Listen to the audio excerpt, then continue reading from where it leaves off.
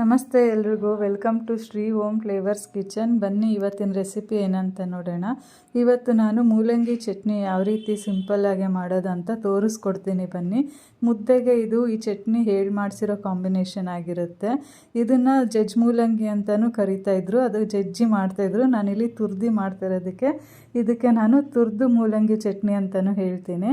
ನಾನು 2 medium size ಆಗೋಷ್ಟು ಮೂಲಂಗಿನ ತುರಿದಿಟ್ಕೊಂಡಿದ್ದೀನಿ. ಸ್ವಲ್ಪ ಕರಿಬೇವು ತೊಗೊಂಡಿದ್ದೀನಿ, ಹುರ್ಗಡ್ಲೆ, ಮೆಣಸು, ಹುಣಸೆಹಣ್ಣು, ಸ್ವಲ್ಪ ಕೊತ್ತಂಬರಿ ಸೊಪ್ಪು, ಉಪ್ಪು, ಎಣ್ಣೆ, ಹಾಗೆಯೇ ಸಾಸಿವೆ, 1 ಕಪ್ ಆಗುವಷ್ಟು ಕಾಯಿ ತುರಿ, ಒಂದು 5 ಹಸಿಮೆಣಸಿನ್ಕಾಯಿ, ಒಂದು 5 ಎಸ್ಲು ಬೆಳ್ಳುಳ್ಳಿ, 1 ಇಂಚ್ ಆಗುವಷ್ಟು ಶುಂಠಿ ತೊಗೊಂಡಿದ್ದೀನಿ.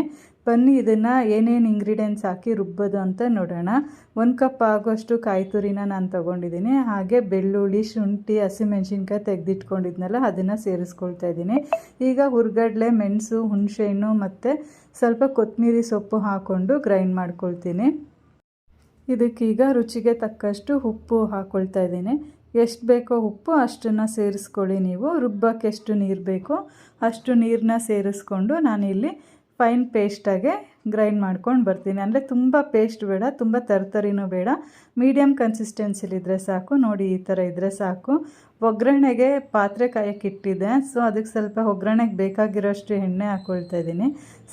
ಸ್ವಲ್ಪ ಸಾಸಿವೆ ಸೇರಿಸ್ತಾ ಇದ್ದೀನಿ. ನಾನು ಕರಿಬೇವು ತೆಗೆದಿಟ್ಕೊಂಡಿದ್ನಲ್ಲ, ಆ ಕರಿಬೇವನ್ನ ಸೇರಿಸಿ ಸ್ಟವ್ನ ಆಫ್ ಮಾಡ್ಕೊಳ್ತೀನಿ. ಈ ಒಗ್ಗರಣೆ ಆಗಿರೋದನ್ನು ಸ್ವಲ್ಪ ಕೂಲ್ ಡೌನ್ ಆಗಕ್ಕೆ ಬಿಡ್ತೀನಿ. ಈಗ ಇದು ಕೂಲ್ ಡೌನ್ ಆಗಿದೆ. ನಾವು ರುಬ್ಬಿಟ್ಕೊಂಡಿರೋಂತಹ ಚಟ್ನಿನ ಇವಾಗ ಮಿಕ್ಸ್ ಮಾಡ್ಕೊಳ್ತಾ ಇದ್ದೀನಿ. ರುಬ್ಬಿಟ್ಕೊಂಡಿರೋ ಅಷ್ಟು ಚಟ್ನಿನ ಎಲ್ಲ ಹಾಕಿ ಆ ಒಗ್ಗರಣೆ ಜೊತೆಗೆ ಮಿಕ್ಸ್ ಮಾಡ್ಕೊಂಡ್ಮೇಲೆ ಸ್ವಲ್ಪ ನೀರು ಹಾಕಿ ಮಿಕ್ಸ್ ಮಾಡ್ಕೊಳ್ತೀನಿ. ಒಂದೇ ಸರಿ ನೀರು ಹಾಕಿದ್ರೆ ಚಟ್ನಿ ತೆಳ್ಳಗಾಗ್ಬಿಡುತ್ತೆ. ಇದು ತುಂಬ ತೆಳ್ಳಗೂ ಇರಬಾರ್ದು, ಹಾಗೆ ಗಟ್ಟಿನೂ ಇರಬಾರ್ದು, ಮೀಡಿಯಮ್ ಕನ್ಸಿಸ್ಟೆನ್ಸಿಲಿ ಇರಬೇಕು ಚಟ್ನಿ. ನೋಡಿ, ಈ ಥರ ಕನ್ಸಿಸ್ಟೆನ್ಸಿ ಇದ್ದರೆ ಸಾಕು. ಇದಕ್ಕೀಗ ನಾವೇನು ತುರಿದಿಟ್ಕೊಂಡಿದ್ವೋ ಮೀಡಿಯಮ್ ಸೈಜ್ ಆಗುವಷ್ಟು ಮೂಲಂಗಿನ ಇವಾಗ ಇದನ್ನು ಸೇರಿಸ್ಕೊಳ್ತಾ ಇದ್ದೀನಿ.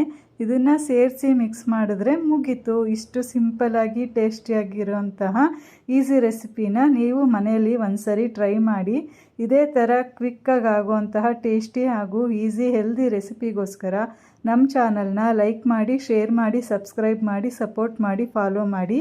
Thank you.